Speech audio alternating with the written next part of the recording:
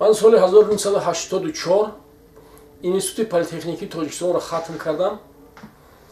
ба корҳои сохтмон сар кардем. дар ин муддат моро ба сафи армия даъват карданд. барои иҷрои қарзи интернационалистӣ моро ба афғонистон раҳбор карданд. мо соли 1987 ба марзи афғонистон ворид шудем. 2 сол хизмат кардем дар афғонистон. мо хушбахтона мақсади армияи шӯравӣ дар хоки афғонистон барои ба танзим даровардан, ба тартиб даровардан, яъне ки сулҳ овардан байни халқи афғон буд. мо бо бригадаи агитатсионӣ, хеле ки агитаторият мегуфтанд, бо ҳамон ба деҳаҳо, ба шаҳрҳо чарх мезадем ва дар байни халқи афғон ташвиқот мебурдем. ман дар вилояти Парвон, худи Кобул, шаҳри Чорикору Баграм 2 соли хизматро сипарӣ кардам. яъне баъди гузаштани беш аз 30 сол ҳам шумо ақида доред ки шӯравӣ барои ҷанг не, барои сулҳ, барои муносибатҳои хайру нек ворид шуда буд. бале, аз рӯи ақидаи мо ба фаҳмиши мо 10 сола байни афғонистон ва шӯравӣ шартнома имзо шуда буд. барои ором кардан даъват шуда будем. сабаби муваффақ нашудани артиши шӯравиро дар афғонистон шумо дар чӣ мебинед? мо муваффақ шудем, чунки соли 1989 дар хоки афғонистон қарибе ки тамоман овози тир дигар шунида намешуд. ҳама ҳамин қарибе ки ба тарафи армияи рус ба шӯравӣ эмон оварда буданд. чунки мо муомилаи худро нисбати ҳамон афғонҳое буда ва афсарони онҳо мушоҳида карда медидем ки дигар ҳеҷ ҷои ягон хел байни мо зиддият набуд. ав гурӯҳҳое ки зидди ҳукумат буданд, онҳо аз шаҳрҳо дур ҷойгир буданд ва хулоса ки қарибе ки ором шуда буд. дар ҳамон ҷо, дар ҳамон солҳо баъзе афғонҳо, қумандонҳо маслиҳат медоданд ки ҳамин намешавад ки ҳамин афғонистон ҳам яке аз республикаҳои бародарӣ, 16ум республикаи бародарии ҳокимияти советӣ бошад. ҳатто ҳамин хел пешниҳодҳо ҳам доштанд онҳо. сабаби муваффақ нашидан чӣ буд? чаро хоҳиши мардуми афғонистон ҳам иҷро нашуд набошад? хеле шаку политикаи байни худшон аст. лекин ман боварӣ дорам ки аз ҳамон вазъиятҳое ки аз ҳамонше мо дидему будем, онҳо аз мо розӣ буданд. ягон хел душманогарӣ байни хел норозигӣ набуд.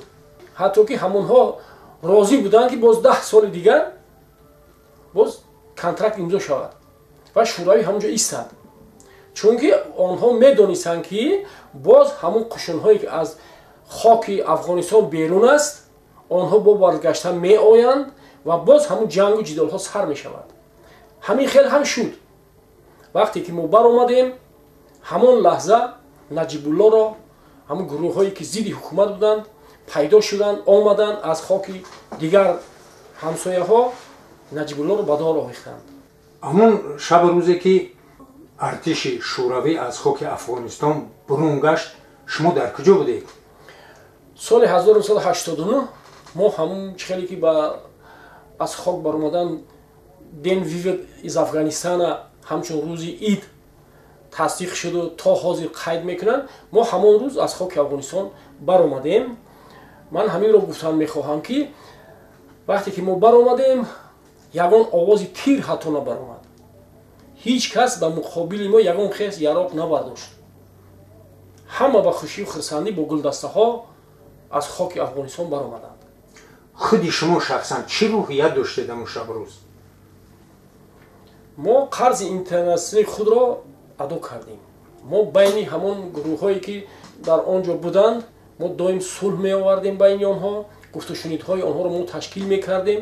баъд ёрии башардӯстонаи худро аз ҳисоби маводи хӯрока, аз ҳисоби дигар чизҳо то мактабҳои онҳо мо мерафтем, онҳоро бо китобу дафтару қаламҳо таъмин мекардем. мо медидем ки онҳо ба мо чӣ хел муносибат доранд, розӣ буданд. хулоса اگر ارتش شوروی برون نمیگشت شما خواهشی در همونجا مانده باز خدمت خود رو دوام دادن داشتین؟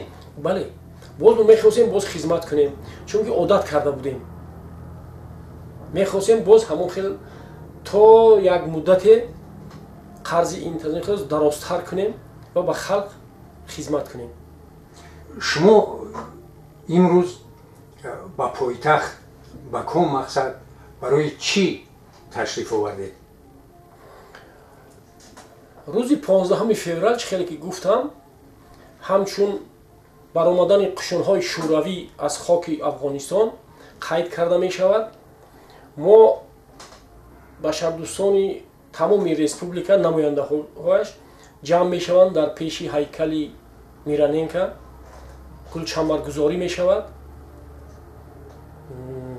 боз баромадҳои ҳархела мекунанд баъд боз дивизияи 201 ҳам бо ҳамун сардори асосии худ бо сарбозонаш бо ҳамун дасткаву дукони нақораву нақораҳояш ҳамунҷо ҷамъ мешаванд қайд мекунанд. اونهایی که شما در افغانستان همراه خدمت میکردید امروز در قید حیاتن علاقه دائمی یا صحبت وخری ها داریم غیر از این روز؟ بله ما گاه خودمون جمع میشیم هر خیلی ایدهایی که حکومت تعیین کرده است در همون هر یک اید ما با خود جمع میشویم هر ناحیه با خودش دارد تشکیلاتی اینترنشنالیستی هم جمع میشیم صحبت ها میکنیم یاد میکنیم گذشته رو. اونهایی که در همون نبردها هلاک گشتند و اونها رو به تاجیکستان آورده اینجا خاک شدند یکون وقت زیارت قبری اونها میروید؟ البته کدام وقت ها؟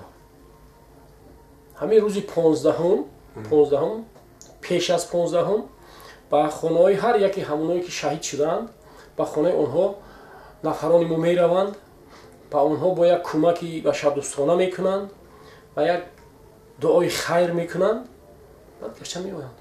شما بعدی از افغانستان برون گشتن یکون مرتبه دیگر افغانستان رفتین یا نه؟ نه. اگر امکانیت شود خواهش دارید؟ بله. چون افسری تجربه اندوخته اگر ضرورت پیش بیاید در عملیات ها هم میتوانید که اشتراک کنید؟ در حاضر عملیات ها؟ برای به دست آوردن البته صلح و برای در عملیات ها البته نه.